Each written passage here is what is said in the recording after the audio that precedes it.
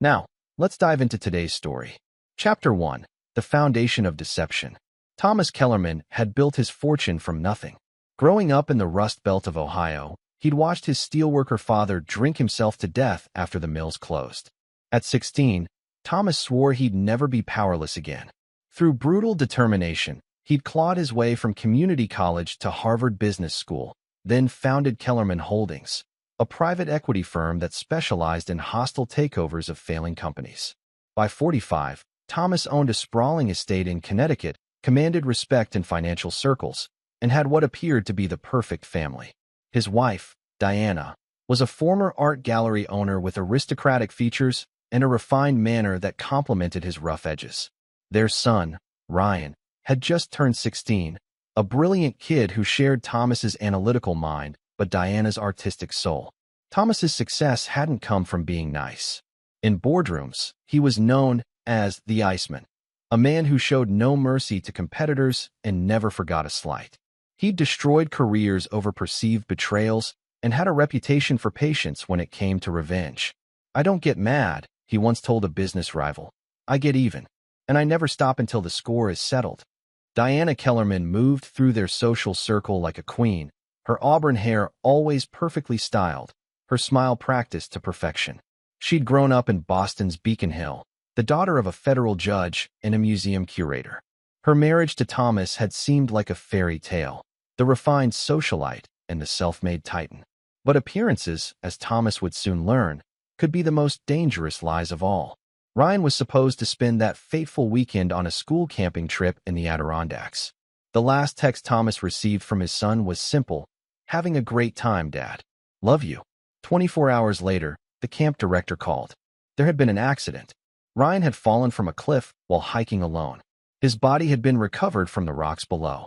The funeral was everything Diana had insisted it should be: elegant, tasteful, attended by Connecticut's elite. Thomas stood stoic beside the closed casket, his jaw set in granite. He'd identified Ryan's body at the morgue, though the fall had left his son nearly unrecognizable. The only way they'd been certain was the distinctive scar on Ryan's left hand from a childhood accident. As mourners offered their condolences, Thomas's phone buzzed. A text from Ryan's number. "I'm not dead. That's not me in the coffin." Thomas's blood turned to ice. His fingers trembled as he typed back, "Where are you?" "Can't say. They're listening. Don't trust Mother and Grandma. Meet me at the old warehouse tonight." The old warehouse. Thomas knew exactly where: an abandoned textile factory he'd bought years ago but never developed. Only family knew about it. That night, Thomas drove through the industrial district with his .45 loaded and ready. If someone was playing games with his grief, they'd pay dearly. The warehouse stood dark against the sky, its broken windows like dead eyes. Inside, a single light illuminated a figure in the shadows. Thomas raised his gun, then froze. It was Ryan, unmistakably his son, alive and unharmed. "Dad, I'm sorry. I had to fake my death. They were going to kill me for real." "Who? What are you talking about?"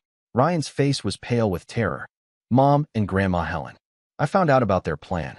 They've been slowly poisoning you, Dad. For months. I have proof." The words hit Thomas like physical blows. "That's impossible. Your coffee every morning. Mom makes it special, right? Just for you." Ryan pulled out a small vial. "I tested it. Thallium sulfate. Rat poison.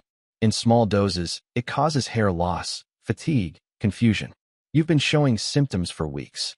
Thomas thought of his recent doctor visits, the unexplained exhaustion, the thinning hair Diana had blamed on stress.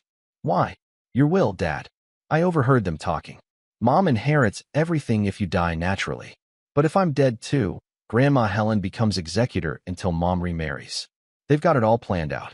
The body in the coffin. A homeless kid who OD'd. Mom has connections at the morgue through her charity work. They made him look like he fell, planted my wallet and ring." Ryan's voice cracked. "Dad, they were going to make it look like you committed suicide from grief. Within 6 months, they'd have everything." Thomas felt his world reshaping around him. Diana, his wife of 18 years. Helen Ashworth, Diana's mother, who'd welcomed him into their Brahmin family with what he'd thought was genuine warmth. They'd played the long game, waiting until Ryan was old enough to inherit, then eliminating both father and son to claim everything. "How did you find out?" I came home early from a friend's house last month. Heard them in the kitchen, talking about timelines and dosages. I started recording their conversations after that. Ryan held up his phone. I've got everything, Dad. But they caught me listening at the door 3 days ago. That's when I knew I had to disappear. Thomas holstered his weapon and pulled his son into a fierce embrace. For a moment, he was just a father grateful his child was alive. Then the ice returned to his veins. They want to play games with the Kellerman family, he said quietly. They have no idea what they've unleashed. Chapter 2. The Spider's Web. Thomas spent the next week in careful preparation. To the outside world, he was a grieving father struggling with loss. He let Diana comfort him, accepted her special coffee with grateful smiles, even as his skin crawled knowing what was in it. He'd switched cups when she wasn't looking, pouring the poisoned brew into plants that quickly began to wither. Ryan remained hidden in a safe house Thomas owned under a shell company. His son had done more than just survive. He'd been busy. The boy had inherited Thomas's strategic mind and had spent his time in hiding gathering intelligence. Mom's been meeting someone, Ryan reported during their secret rendezvous. A man named Caleb Morrison. He's been coming to the house when you're at work. Thomas ran the name through his private investigator networks. Caleb Morrison, 38, Diana's former business partner from her gallery days.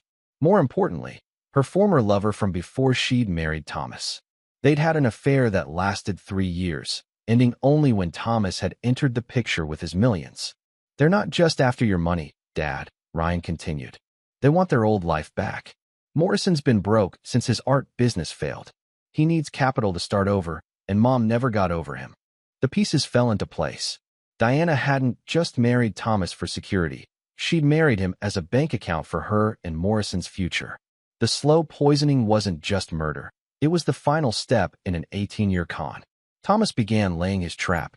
First, he visited his attorney and made subtle changes to his will, creating ironclad protections that would prevent Diana from inheriting if there was any suspicion of foul play. He also set up a trust for Ryan that couldn't be touched by anyone else. Next, he installed hidden cameras throughout the house. Within days, he had footage of Diana and Morrison together. Intimate moments that would destroy her reputation in divorce court, but more importantly for Thomas's purposes, detailed conversations about their plans. The old fool is getting weaker, Diana purred as Morrison's hands roamed her body in Thomas's marital bed. Another month and his heart should give out. The doctor will blame it on stress from Ryan's death. And if he doesn't die naturally? Morrison asked. Then we help him along. A man grieving his son, drinking too much, taking too many pills.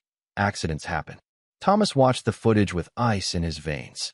They'd not only betrayed him, they'd orchestrated his son's fake death as psychological torture to weaken him further. Diana's tears at the funeral, her gentle comfort in his grief, it had all been performance art. But Thomas wasn't done gathering intelligence. Through his security contacts, he learned that Helen Ashworth had her own dark secrets. The respected judge's widow had been embezzling from various charities for years, using her social position to cover her tracks. Worse, she'd been helping Diana doctor financial records to hide assets from Thomas's prenuptial agreement. They think they're playing chess, Thomas told Ryan during another midnight meeting. But they don't realize they're actually pieces on my board. Thomas's plan began to take shape. It wouldn't be enough to simply expose them or send them to prison. They'd tried to destroy his family, had put his son through the trauma of faking his own death, had violated the sanctity of his home and marriage. The punishment needed to fit the crime's brutality. He reached out to contacts from his less legitimate business dealings, men who owed him favors from the early days when Kellerman Holdings had done business in gray areas. Thomas had always been careful to keep his hands clean in recent years, but he still had connections to people who weren't bound by such constraints. I need something that looks accidental but isn't, he told Viktor Petrov, a Russian businessman whose shipping company Thomas had saved from bankruptcy years earlier. 2 people, separately. Different methods. Complete discretion. Viktor smiled coldly. For you, Thomas, anything. But why not handle this personally? You have the skills. Thomas considered it. He'd learned to be ruthless in business, but this was different. This was family. This was personal. Maybe it was time to get his hands dirty. Perhaps you're right, Thomas said. But I'll need resources. Clean weapons, untraceable vehicles, disposal methods. Consider it done. When do you want to move? Soon. But first, I want them to suffer the way they made my son suffer. I want them to feel helpless, to know what's coming and be unable to stop it.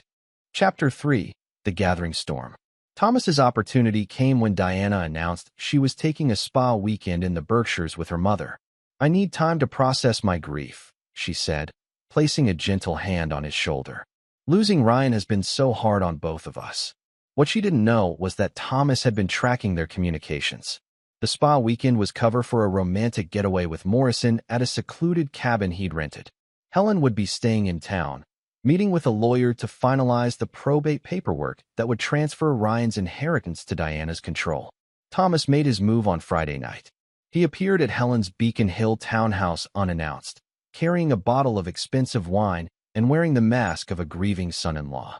"Thomas, dear, what a surprise," Helen said, her practiced smile not quite reaching her eyes. "Diana isn't here, you know. I came to see you, Helen. I've been thinking about family, about how precious it is, about trust." They sat in her elegant living room, surrounded by antiques and family portraits. Helen poured the wine, ironic, given that she'd been poisoning him for months. "You know, Helen, I've always admired your intelligence. Diana gets it from you, I think. The ability to plan ahead, to see the long game." Helen's eyes flickered with something. Was it suspicion? "You're very kind, Thomas. For instance, I imagine it takes real intelligence to slowly poison someone over months, to make it look natural, to coordinate with accomplices." Thomas sipped his wine calmly. "Tell me, was the thallium your idea, or Diana's?" Helen's face went ashen. The wine glass slipped from her fingers, shattering on the hardwood floor. "I don't know what you're talking about." Thomas pulled out his phone and played one of the recorded conversations. Helen's voice came through clearly. "Make sure you vary the dosage. Too much consistency, and the doctors might get suspicious." "The wonderful thing about modern technology," Thomas said conversationally, "is how easy it is to record things. I have hours of footage, Helen. You and Diana planning my murder. You doctoring charity books. Diana with her lover in my bed." Helen tried to stand, but Thomas was faster. His hand shot out, gripping her wrist with crushing force. "Sit down, Helen. We're going to have a long conversation about consequences." For the next hour, Thomas systematically destroyed Helen's world. He showed her bank records he'd obtained, proving her embezzlement. He played recordings of her discussing the murder plot. He explained, in careful detail, how he was going to ensure she spent her remaining years in federal prison. "Unless," he said finally, "you do exactly what I tell you." Helen was sobbing now, all her aristocratic composure gone. "What do you want?" "First, you're going to call Diana and tell her there's been a complication, that I'm asking questions about Ryan's death. Tell her to come home immediately and bring Morrison with her." "Thomas, please." "Second, you're going to transfer every asset you control to accounts I'll specify. Consider it reparations for trying to murder me. The charities will notice. The charities will never know if you cooperate. If you don't, I'll make sure the FBI knows about every penny you've stolen. At your age, Helen, federal prison is a death sentence." Helen's hands shook as she made the call to Diana. Thomas listened to every word, ensuring she followed his script exactly. "There's more," Thomas continued after she hung up. "You're going to help me set a trap for your daughter and her lover.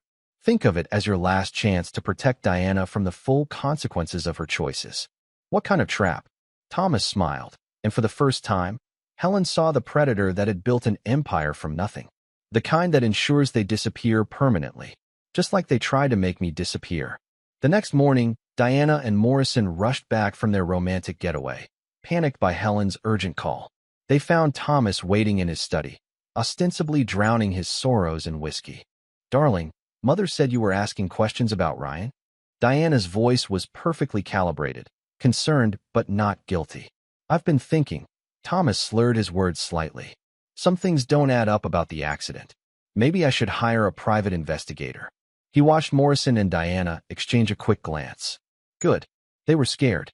"Thomas, grief can make us imagine things," Morrison said smoothly. "Sometimes we look for complicated explanations when the truth is simply tragic." "You're probably right, Caleb. By the way, I don't think we've been properly introduced. Diana's mentioned you're an old friend from the art world." Another glance between them. They were wondering how much he knew. "I was thinking," Thomas continued, "maybe you could help me understand something. Diana's been making me special coffee every morning since Ryan died. Says it helps with grief. But lately, I've been feeling worse instead of better. The silence in the room was deafening. Thomas let it stretch, watching them realize he was circling closer to the truth. Maybe I should have it tested. Make sure there's nothing wrong with the coffee beans. Diana's face went pale. Thomas, you're scaring me. What are you suggesting? Thomas stood up, and suddenly he wasn't drunk anymore. His movements were precise, dangerous. I'm suggesting that my wife and her lover have been slowly poisoning me while planning to steal everything I've built. Morrison moved toward the door, but Viktor Petrov's men were already there, having entered through the back of the house. Thomas had learned long ago that when you corner dangerous animals, you need overwhelming force. Sit down, both of you, Thomas said quietly. We need to discuss the price of betrayal. Chapter 4, The Art of Suffering. Thomas had learned patience during his rise from poverty to power. Now, with Diana and Morrison captive in his study, he demonstrated just how thoroughly that patience could be weaponized. Before we discuss consequences, Thomas said, pouring himself a genuine drink, I want you to understand the scope of your failure. He activated the wall-mounted television, displaying bank records, recorded conversations, and surveillance footage. Diana watched in horror as months of careful planning unraveled before her eyes. 18 years, Thomas continued conversationally. 18 years of marriage, and it was all a lie. You never loved me, Diana. I was just a stepping stone back to him. He gestured toward Morrison, who was sweating despite the room's chill. Thomas, please let me explain. Explain what? How you convinced me Ryan was dead. How you put my son through the trauma of faking his own death. How you planned to drive me to suicide with grief. Thomas's voice remained calm, but Diana had lived with him long enough to recognize the deadly quiet that preceded his most ruthless business decisions. Here's what's going to happen, Thomas continued. You're both going to experience exactly what you put my family through. The fear, the helplessness, the certainty that everything you care about is being destroyed. He nodded to Viktor's men, who efficiently searched both captives for phones and weapons. Morrison tried to resist and earned a broken nose for his trouble. Diana, your mother is currently transferring her assets to cover her embezzlement. By morning, the Ashworth family fortune will be gone, donated to the very charities she's been stealing from. Poetic justice, don't you think? Diana's composure finally cracked. You bastard. That money has been in my family for generations. And now it's helping people instead of funding murder plots. As for you, Caleb, Thomas turned to Morrison. I've had some friends in the art world spread interesting rumors about your business practices. Something about selling forgeries to elderly collectors. Your reputation is finished. Morrison's face went gray. Those are lies. Does it matter? In your world, reputation is everything. By next week, no one will take your calls. Thomas was just getting started. Over the next several hours, he systematically dismantled every aspect of their lives. Diana's social standing evaporated as evidence of her affairs circulated among Connecticut's elite. Morrison's business contacts received detailed reports of his participation in insurance fraud. Their bank accounts were frozen pending investigation of suspicious activities. You see, Thomas explained as they watched their worlds burn, I learned something important building my empire. Destruction is an art form. Anyone can kill someone in anger. But to truly defeat your enemies, you must first take away everything that gives their life meaning. As the sun set, Thomas moved to the next phase. Viktor's men escorted Diana and Morrison to separate vehicles. They were driven to different locations, abandoned properties Thomas owned through shell companies, places where screams wouldn't be heard. Diana found herself in the basement of a defunct factory, chained to a pipe in a room that reeked of rust and despair. Morrison was taken to an old warehouse, secured in a soundproof storage room.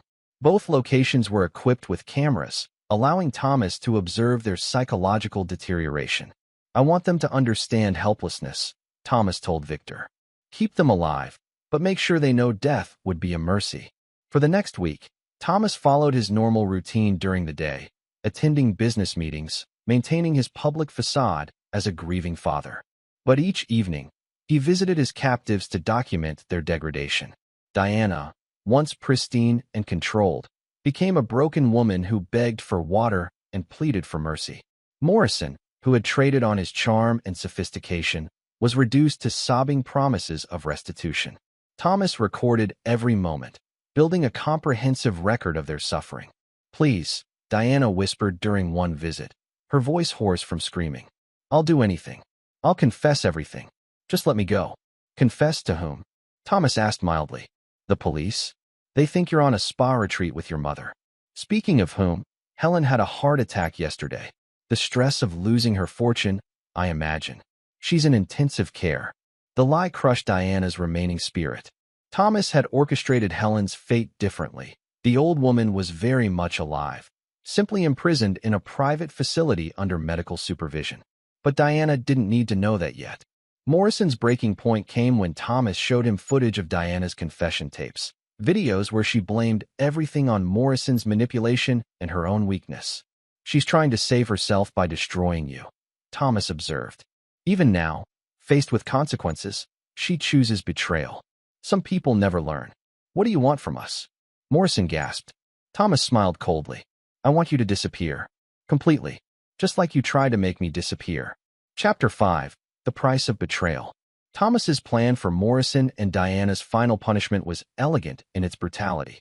He'd studied their psychological profiles during their captivity, identifying what each feared most. For Diana, it was losing her identity and social status. For Morrison, it was professional humiliation and physical pain. On a cold Tuesday morning, Thomas arranged for Morrison to be found in his apartment by police, apparently the victim of a violent robbery gone wrong. Except Morrison wasn't dead. Thomas's associates had been very careful about that. Morrison was simply changed. The attack had been precisely calculated. Severe head trauma that would leave Morrison with permanent memory loss and speech impediments. Broken bones that would heal improperly, leaving him crippled. Facial injuries that would require extensive reconstruction, ensuring he'd never again trade on his looks or charm. When Morrison woke up in the hospital, he remembered nothing of the conspiracy against Thomas. In fact, he remembered very little at all. The doctors explained to his emergency contact, a forged document naming a state-appointed guardian, that the patient would require lifelong care in a specialized facility. Thomas visited Morrison once in the rehabilitation center, disguised as a concerned friend. Morrison stared at him with vacant eyes, drool collecting at the corner of his ruined mouth. He would spend the rest of his life as a broken man, dependent on others for the most basic needs, his artistic talents and manipulative charisma erased forever. "Justice," Thomas murmured as he left the facility. Diana's fate required more subtlety. Simply killing her would be insufficient. Thomas wanted her to live with the knowledge of what she'd lost and what she'd become. Using connections in the psychiatric community, Thomas had Diana committed to a private mental health facility under an assumed identity. Her breakdown was carefully documented. The trauma of losing her son, discovering her mother's embezzlement, and finding evidence of her husband's supposed suicide had allegedly pushed her past the breaking point. The facility was comfortable but secure.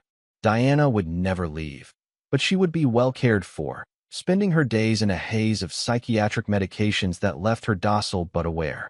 She would remember everything, the conspiracy, the betrayal, the systematic destruction of her life, but be powerless to act on those memories.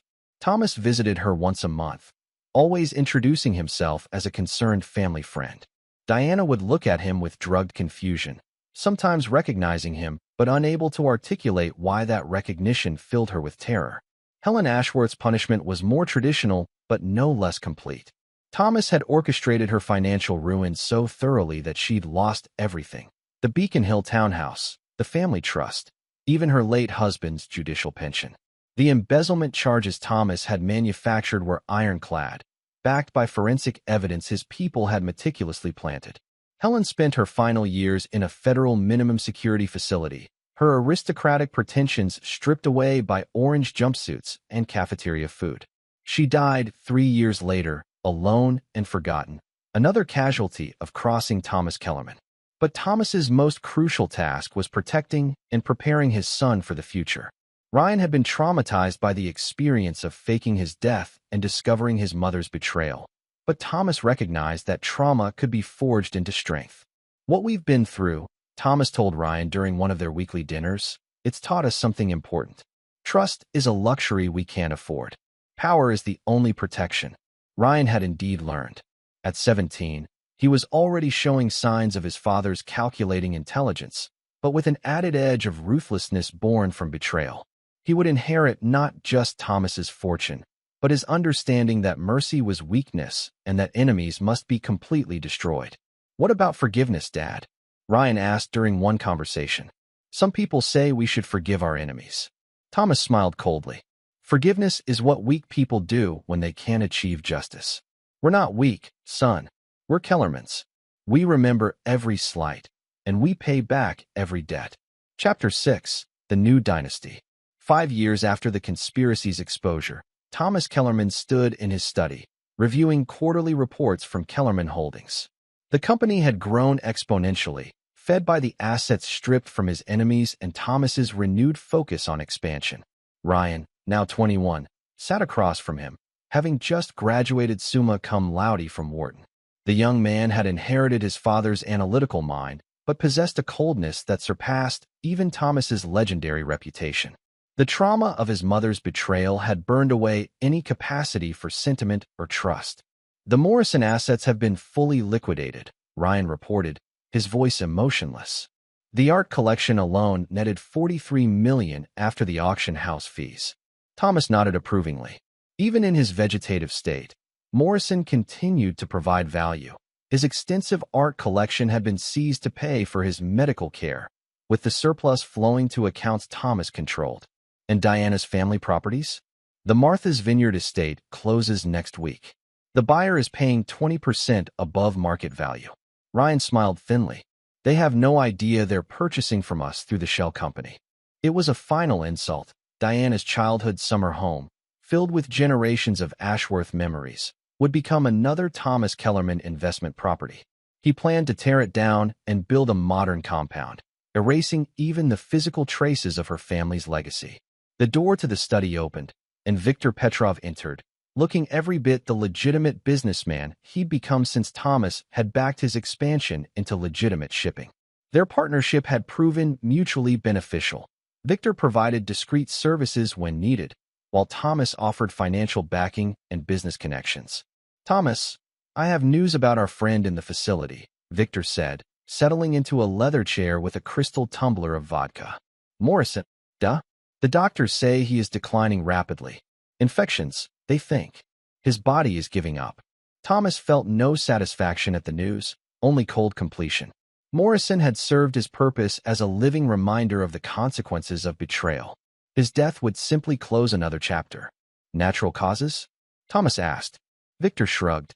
"As natural as anything else in his condition. The facility will handle arrangements. No family to claim the body." Ryan looked up from his reports. "Should we attend the funeral?" "No," Thomas said firmly. "Dead enemies deserve no acknowledgement. Besides, we have more important matters to discuss." Thomas activated a wall screen displaying architectural plans for a new Kellerman Holdings headquarters. The 50-story tower would dominate Hartford's skyline, a monument to his victory over those who'd tried to destroy him. "This will be your legacy, Ryan," Thomas said. "But more than the building, more than the money. Your legacy will be the understanding that betrayal has consequences, that the Kellerman name means something." Ryan studied the plans with the same intensity Thomas brought to hostile takeovers. "The memorial garden you've included, is that for the family we've lost?" Thomas smiled at his son's choice of words. Family they'd lost, not family that had betrayed them. Diana and Helen were no longer worthy of the family designation, having forfeited that right through their treachery. "It's for the family that matters," Thomas corrected. "You, me, and the dynasty we're building. The others, they chose their fate." Over the following months, Thomas implemented the final stages of his long-term strategy. The new headquarters rose steadily, its construction funded in part by the liquidated assets of his enemies. Ryan took on increasing responsibilities within the company, showing a natural talent for the ruthless decision-making that had built their empire.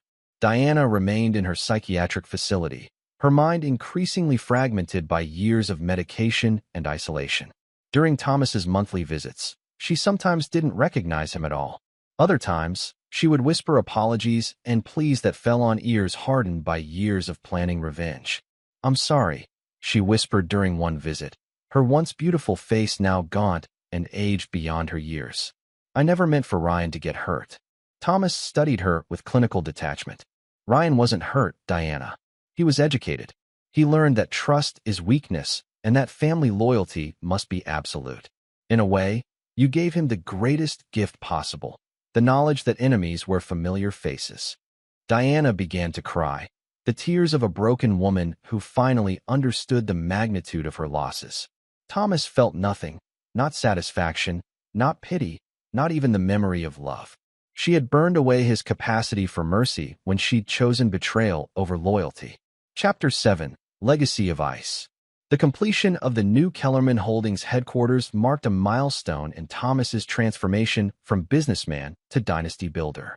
The building's top floor housed a private museum dedicated to the Kellerman family history, but it was a carefully curated version that erased all traces of Diana and her family.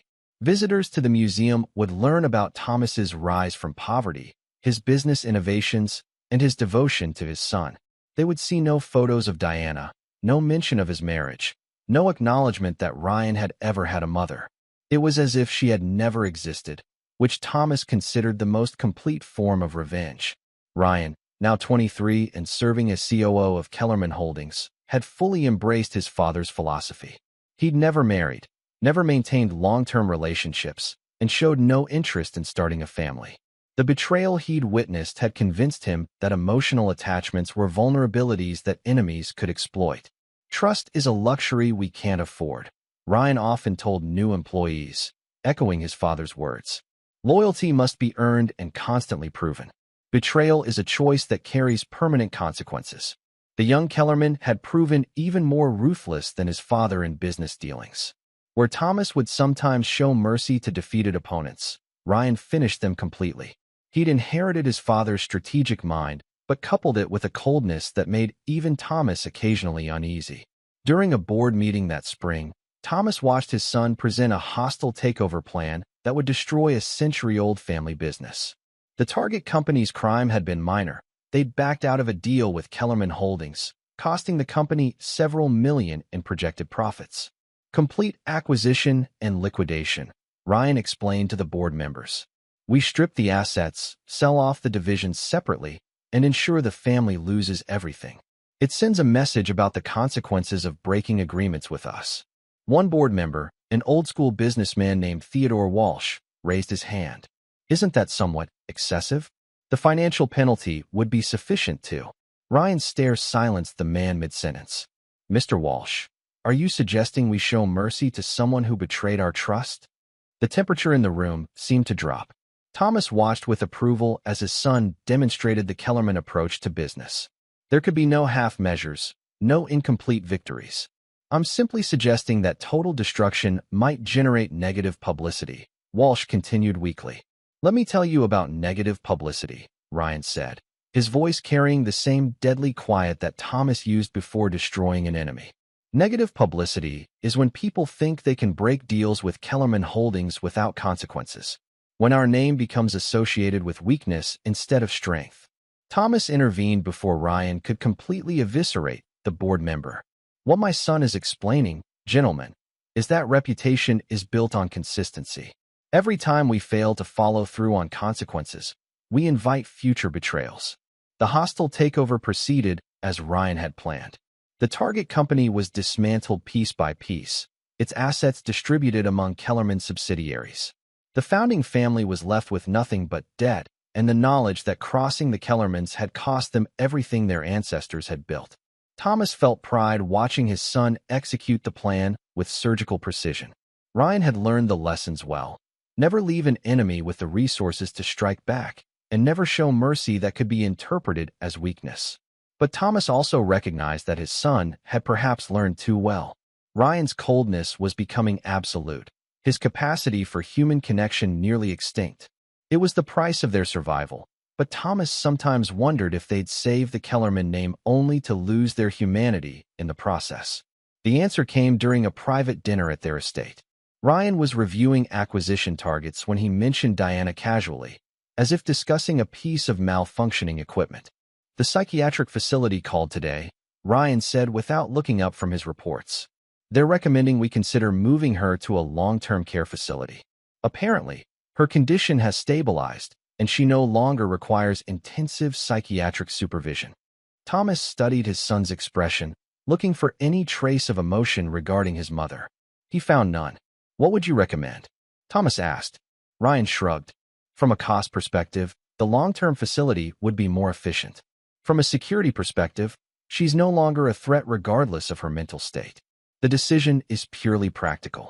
Thomas realized that his son truly felt nothing for the woman who'd given birth to him. The betrayal had severed that connection completely, leaving Ryan free of what Thomas had always seen as potentially dangerous emotional entanglements. We'll keep her where she is, Thomas decided. Some decisions aren't about efficiency. They're about ensuring consequences remain visible. Ryan nodded and returned to his reports, the matter already forgotten. Thomas watched his heir and felt a complex mixture of pride and sadness. He'd succeeded in creating a worthy successor, but in the process, he'd forged something that might be more weapon than man. Still, as Thomas looked around his empire, the headquarters bearing his name, the vast network of companies under his control, the fortune that would ensure Kellerman dominance for generations, he felt the satisfaction of complete victory. His enemies were destroyed. His son was prepared to carry on the legacy, and the family name commanded respect and fear in equal measure. The betrayal that had nearly destroyed them had instead made them stronger, harder, and ultimately undefeatable. Thomas Kellerman had learned the most important lesson of all. Mercy was weakness, trust was dangerous, and the only family that mattered was the family that would never betray you. Chapter 8. The Final Reckoning. 7 years had passed since the conspiracy's discovery, and Thomas Kellerman had built something unprecedented, a business empire ruled by fear and absolute loyalty. The Kellerman name had become synonymous with swift, merciless retribution for any form of betrayal or opposition. Ryan, now 25, had surpassed even his father's reputation for ruthlessness. As CEO of Kellerman Holdings International Division, he'd expanded their reach into markets where traditional business ethics were considered weaknesses. Under his leadership, the company had absorbed dozens of competitors, leaving economic graveyards across 3 continents. The call came on a Tuesday morning while Thomas was reviewing acquisition reports in his corner office. Dr. Patricia Reeves from the psychiatric facility where Diana was confined sounded unusually nervous. Mr. Kellerman, I'm calling about your wife's condition. There's been a development. Thomas set down his coffee, his attention fully focused. What kind of development? She's been asking to see you. Not just the confused requests we're used to, but lucid, specific demands. She claims to have information about Ryan's death that you need to hear. Thomas felt ice form in his veins. Diana had been heavily medicated for years, her memories fragmented and unreliable. For her to suddenly become coherent and mention Ryan suggested something had changed. When did this start? 3 days ago. She stopped taking her medications. We're not sure how. We monitor dispensing very carefully. Without the psychiatric drugs in her system, her mental clarity has returned dramatically. Thomas understood immediately. Diana had been playing a long game of her own, pretending to be more affected by the medications than she actually was, slowly building a tolerance while planning. What? I'll be there this afternoon, Thomas said, then hung up and immediately called Ryan. We have a problem, Thomas told his son. Your mother is lucid again, and she's asking questions about your fake death. Ryan's response was characteristically cold. Should I handle this permanently? The casualness with which his son suggested murdering his own mother would have shocked Thomas years ago. Now it simply confirmed that Ryan had fully embraced the Kellerman way. Not yet. I need to understand what she knows and who she might have told. Thomas arrived at the facility that afternoon to find Diana waiting in the visitor's room. The years had aged her, but her eyes held a clarity and intelligence that had been absent during his previous visits. More disturbing, she was smiling. Hello, Thomas. You look well. Prosperity suits you. Thomas sat across from her, studying this woman who had once shared his bed and planned his death. Dr. Reeves said you wanted to see me. I wanted to congratulate you on your victory. 7 years of planning, and you executed it perfectly. Almost perfectly. I'm not sure what you mean. Diana's smile widened. Oh, Thomas. Did you really think I spent 7 years in here just taking pills and staring at walls? I've been very busy. She reached into her sleeve and produced a small recording device, something that should have been impossible in a secured psychiatric facility. I've been documenting everything, Diana continued. Your visits, your confessions, your admissions of what you did to Caleb, to my mother, to me. 7 years of evidence. Thomas remained outwardly calm, but his mind was racing. How had she managed to record anything? How had she hidden the device from facility searches? More importantly, Diana continued, I've been in contact with the outside world. Did you know that some of the orderlies here are quite sympathetic to a woman they believe was wrongfully committed by an abusive husband? Thomas felt the first stirrings of genuine concern. What are you claiming, Diana? I'm claiming that you murdered Ryan to drive me insane, then had me committed to steal my inheritance. I'm claiming that you've been visiting me for years to gloat about your crimes. I'm claiming that you're a monster who destroyed his own family for money. The audacity of her reversal was breathtaking. Diana was repositioning herself as the victim, Thomas as the villain, and Ryan as a genuine casualty rather than a willing participant in the deception. Of course, we both know that's not true, Diana continued. Ryan is alive, hidden away somewhere while you've spent years building your empire on the lie of his death. But the beautiful thing about lies, Thomas, is that sometimes they become more powerful than the truth. Thomas realized the trap Diana had been constructing. She'd spent 7 years building a counter-narrative, gathering evidence of his visits and statements, recruiting allies among the facility staff. Even if her claims were false, they would be enough to trigger investigations that could unravel everything. What do you want? Thomas asked. I want my life back. I want Caleb's medical bills paid and his care transferred to a proper rehabilitation facility. I want my mother's charges dropped and her reputation restored. And I want half of everything you've built. And if I refuse? Diana's smile turned predatory. Then tomorrow morning, copies of these recordings go to the FBI, the state attorney general, and every major news outlet on the East Coast. Your son's miraculous resurrection will make for fascinating headlines. Thomas studied his wife, his enemy, and felt something he hadn't experienced in years. Genuine admiration for a worthy opponent. Diana had played dead for 7 years, allowing him to believe he'd won while she planned the ultimate reversal. You realize, Thomas said quietly, that if you do this, you'll destroy Ryan as well. He's been complicit in the deception. His future will be ruined. Ryan made his choice when he chose you over me, Diana replied. Let him face the consequences of his loyalty. Thomas stood to leave, his mind already working through contingencies. Diana had played her hand well, but she'd made one crucial mistake. She'd revealed her plan before executing it. I'll consider your terms, Thomas said. You have 24 hours, Diana called after him. After that, the truth comes out whether you cooperate or not. Thomas left the facility and immediately called Victor Petrov. Some problems required solutions that existed outside the boundaries of law and civilization. Chapter 9, Blood and Ice. Thomas returned to his estate to find Ryan waiting in the study, having already mobilized their security resources. The young man's expression was colder than Thomas had ever seen it, and that was saying something. I've been monitoring communications from the facility, Ryan reported. Mother has been in contact with at least 3 journalists and 2 FBI agents over the past month. She's been more active than we realized. Thomas poured himself a whiskey and considered their options. Diana's trap was sophisticated, but it relied on her continued existence to be effective. The recordings were damaging but not necessarily conclusive. They could be dismissed as the fantasies of a mentally ill woman if Diana wasn't alive to corroborate them. She's given us 24 hours to accept her terms, Thomas said. And after that, she destroys everything we've built and sends us both to prison. Ryan stood and walked to the window, staring out at the grounds that had been their sanctuary for 7 years. She always was intelligent. I remember that about her, even when I was young. She played chess like you play business, thinking 10 moves ahead. Thomas joined his son at the window. What are you thinking? I'm thinking that blood means nothing if it comes with betrayal, Ryan said quietly. She stopped being my mother the day she chose to poison you. Everything since then has just been cleaning up the mess. Thomas heard the finality in his son's voice and recognized it as his own philosophy taken to its logical extreme. Ryan had moved beyond cold calculation into something approaching absolute zero. a place where no human connection could survive if it conflicted with family interests. Victor's people are already in position, Thomas said. The facility has several blind spots in their security system. It could look like suicide, a mentally ill woman finally succumbing to her delusions. Ryan turned from the window. No. If we're going to do this, we do it properly. No more half measures, no more games.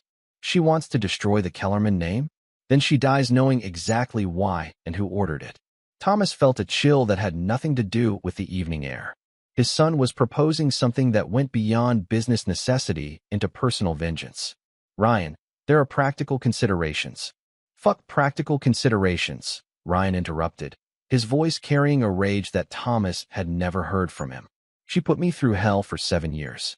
She made me fake my own death, live in hiding, watch my father slowly deteriorate from poison. She turned my childhood into a lie and my family into a war zone.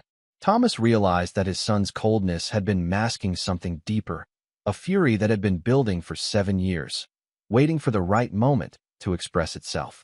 She wants 24 hours? Ryan continued. Fine. Let's give her 24 hours to remember exactly what she chose when she betrayed this family. That night, Thomas and Ryan visited Diana together for the first time since the conspiracy's discovery.